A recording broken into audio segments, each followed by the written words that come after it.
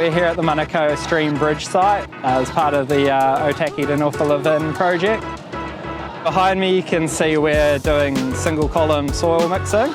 It's a type of ground improvement that we use to basically improve the foundation of where the future bridge structure is going to go. Rather than boring all the material out and having to cut it all to waste and get rid of it, we're utilising what's in place and just mixing cement in there to strengthen it. First things first, we're going to set the rig up, track it into position and get ready to pile.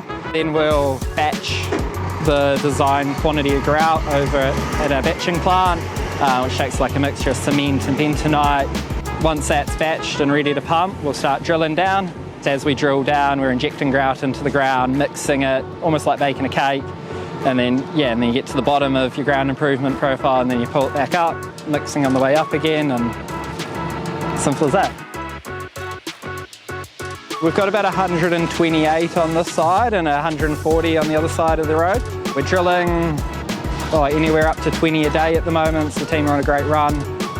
And they vary in depth from 5 to 10 metres depending on the specific location. There's a range of benefits like massive amount of carbon reduction because we're not pumping loads of concrete into the ground.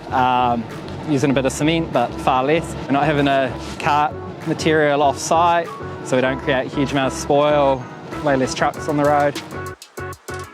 That's the foundation of the abutments, right? So I guess the risk of not doing it is in the event of an earthquake or even just over time as the road's used, the whole area will settle, and if it starts to settle different amounts in different locations, then the bridge is not going to be level and you have poor ride quality. It's all about trying to ensure that we provide a resilient structure that's going to last.